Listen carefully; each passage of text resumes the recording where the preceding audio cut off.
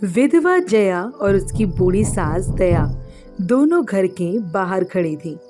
शाम हो चुकी थी और ठंड बढ़ रही थी। जब ठंडी हवा का झोंका आता तब दोनों का शरीर कपकपा जाता। दोनों ने अपनी कई जगह से फटी हुई साड़ी अपने शरीर पर जैसे तैसे लपेट ली, लेकिन वो फटी साड़ी ठंड से उन्हें कहाँ बचा पा रही थी। जया घर का दरवाजा बाहर से खटखटा रही थी और जोर से आवाज देकर बोली, जेठानी जी, जेठानी जी, भगवान के लिए दरवाजा खोलिए। देखिए ठंड बढ़ रही है, माँ जी को बहुत तकलीफ हो रही है। इतनी निर्दयी मत बनिए। जेठानी जी, आपके सामने मैं हाथ जोड़ती हूँ, दरवाज़ा खोलिए और हमें अंदर आने दीजिए। देखिए, मैं आपकी सब बात मानूंगी, घर में नौकरानी बनकर रहूंगी, लेकिन एक बार हमें अंदर आने दीजिए प्लीज़। अरे कोई फ़ायदा नहीं है छोटी बहू, सुषमा दरवाज़ा नहीं खोलेगी। अरे वो तो पहले से ही ऐसी है, इंसानियत नाम की चीज़ ही नहीं है उसके दिल में। हमें रात भर ऐसे ही ठिठुरना पड़ेगा। जया फिर से दरवाज़ा खटखटाने लगी। कुछ देर के बाद सुषमा ने दरवाज़ा खोला और बोली, क्या है? चैन से खाना भी नहीं खाने देते तुम दोनों लोग। जेठानी जी, आप हमें अंदर आने दीजिए। देखिए बाहर कितनी ठंड है, ऐसे में माँ जी को तकलीफ होगी। हाँ हाँ, ये तो तुम लोगों को मुझे उल्टा सीधा कहने से पहले ही सोचना चाहिए था ना। मैंने मेरी सहेलियों के सामने तुम्हें अपनी नौकरानी क्या कहा? सासू माँ का तो गुस्सा सातवें आसमान पर चढ़ गया। अरे क्या गलत कहा था मैंने? ये इतने बड़े बंगले में जो तुम लोग रहते हो ना, वो मेरा है। मेरे पापा ने दिया है राजन को दहेज में। राजन जो इतना बड़ी गाड़ियों में घूमता है ना, ऑफिस में बॉस बनकर रौब झाड़ता है ना, वो सब मेरे पापा की देन है। और तुम ठहरी एक विधवा, तुम्हारा खुद का कोई अस्तित्व नहीं है। मेरे घर में रह के मेरे फेंके हुए टुकड़ों पर तो जीती हो तुम। और सासू माँ तो बूढ़ी हो चुकी हैं, और वैसे भी उन्हें तो राजन का भी एक आंख नहीं भाता था। उनका सारा प्यार तो उनके उस मरे हुए बेटे सजन के लिए था ना। अरे ऐसी कोई बात नहीं है, मैंने अपने दोनों बेटों को एक समान प्यार किया है, लेकिन राजन ने हमेशा रिश्तों से ज़्यादा पैसों को अहमियत दी है, इसलिए मैं उससे गुस्सा रहती थी। और तुम ये क्या बार बार जया को विधवा कहकर ताना मारती हो? मैं कहना तो नहीं चाहती, लेकिन अगर उस दिन सचिन ने अपनी जान जोखिम में डालकर राजन की जान नहीं बचाई होती ना, तो भगवान ना करे आज जया की तरह तुम विधवा बनी होती। दया की ये कड़वी बात सुनकर सुषमा का खून गुस्से से खौलने लगा। तब सुषमा कहती है, आप ये क्या बोले जा रही हैं? नहीं, आप ऐसे नहीं मानेंगी। अरे मैंने तो सोचा था कि आपको सिर्फ आज की रात घर से बाहर रखूंगी, लेकिन अब तो लगता है कि तुम दोनों को हमेशा के लिए घर से निकाल देना चाहिए। सुषमा ने दोनों को धक्के देकर घर से निकाल दिया। राजन वहीं खड़ा होकर सब कुछ देख रहा था, लेकिन वो अपनी माँ का पक्ष लेकर कुछ नहीं बोल पा रहा था। जया और दया रास्ते पर आ गईं। दोनों इधर उधर घूमने लगी। अब दोनों को समझ नहीं आ रहा था कि कहाँ जाएं।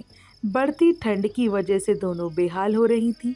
दूर तक चलने के बाद दोनों थक कर सड़क के किनारे बैठ गईं। दोनों अपने शरीर को समेटकर बैठी हुई थीं। दया की हालत बहुत खराब हो रही थी। उन दोनों के पास ना तो कोई कंबल था और ना ही सर छुपाने की जगह। दोनों कांप रही थीं। तभी जया ने देखा कि दूर कहीं लोग बैठे हुए आग सेक रहे थे। जया दया को सहारा देकर वहां तक ले गई। दोनों वहां बैठकर आग सेकने लगीं। रात भर दोनों वहीं बैठी रहीं। भूख, प्यास और ठंड की वजह से दोनों का बुरा हाल हुआ था। दया रात भर ठिठुर रही थी। उसका शरीर ठंडा पड़ने लगा था। जैसे तैसे सुबह हो गई। सूरज की गर्मी की वजह से दोनों को ठीक लगने लगा, लेकिन भूख प्यास के मारे दया कमजोर हो चुकी थी। तब जया दया से कहती है, माँ जी, आप यहीं बैठिए, मैं आपके लिए कुछ खाने का लेकर आती हूँ। लेकिन बेटा, तुम्हारे पास तो पैसे नहीं है, तो फिर तुम कैसे कुछ लेकर आओगी? माँ जी, वो मैं देख लूँगी, आप रुकिए। अरे बेटा, मैं तो कहती हूँ कि तुम अपने मायके चली जाओ, तुम्हें थोड़ा तो सहारा मिल जाएगा। अरे मेरा क्या है, मैं तो वैसे भी बूढ़ी हो चुकी हूँ और पता भी तो नहीं कि कितने दिन जिंदा बचूंगी। माँ जी, आप ये क्या कह रही हैं? जेठ जी ने आपकी ममता की लाज नहीं रखी। अब मैं भी आपको छोड़कर चली गई तो सचिन की आत्मा को कितना कष्ट होगा। मैं कहीं नहीं जाऊंगी। मैं आपकी बेटी हूँ, मैं आपके साथ हमेशा रहूंगी। जया खाने के लिए कुछ लाने लगी थी। भूख और प्यास के कारण उसे भी कमजोरी महसूस हो रही थी। अचानक उसे चक्कर आ गए और वो एक कार से टकरा गई। कार की ज्यादा स्पीड में नहीं थी, इसलिए उसे ज्यादा चोट नहीं आई। कार से एक बुजुर्ग आदमी नीचे उतरा। उस बुजुर्ग आदमी ने सहारा देखकर जया को उठाया। जया का चेहरा देखने के बाद वो शख्स कहता है, जया तुम पुनीत अंकल आप? जया ये क्या, तुम ऐसी हालत में कहाँ जा रही हो? और तुम इस वक्त ऐसी सड़क पर, क्या हुआ है? जया फूट फूट कर रोने लगी। उसने पुनीत को बताया कि वो दया के लिए खाना लेने जा रही है। उनकी हालत देखकर पुनीत समझ गए कि कुछ हुआ तो जरूर है। पुनीत ने उन्हें गाड़ी में बिठाया और ड्राइवर से कहा कि खाने का इंतजाम करो। फिर दोनों दया के पास गए। पुनीत ने दया और जया को खाना दिया। दोनों का खाना होने के बाद पुनीत जी पूछते हैं, समधन जी, जया बेटी ने तो मुझे कुछ नहीं बताया। अब आप ही बता दीजिए कि क्या हुआ है। आप दोनों की ये हालत कैसे हुई? पुनीत सुषमा के पिता थे। दया ने उनके साथ सुषमा ने जो किया वो सब पुनीत को बता दिया। अपनी बेटी की करतूत सुनकर पुनीत को बहुत गुस्सा आया।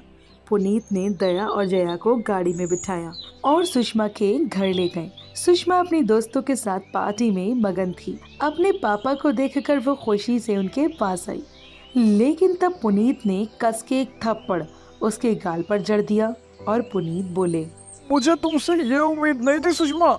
इतनी कड़ाके की ठंड में तुमने अपने सास और देवरानी को घर से बाहर निकाला। तुम ऐसा कर कैसे सकती हो? जिस पैसों का रोप तुम इन पर दिखा रही हो ना, वो सब दिया हुआ है, तुम्हारा खुद का कुछ भी नहीं है। और मैं जब चाहूँ तुमसे छीन सकता हूँ।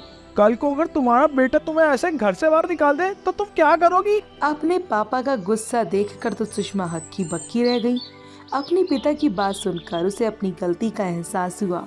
उसने जया और दया से माफी मांगी। दया और जया ने भी बड़ा दिल रखते हुए सुषमा को माफ कर दिया। ठंड से बेहाल हुई अपनी सास और देवरानी को सुषमा ने खुद गर्म कंबल उड़ाए और सब साथ मिलकर खुशी खुशी रहने लगे।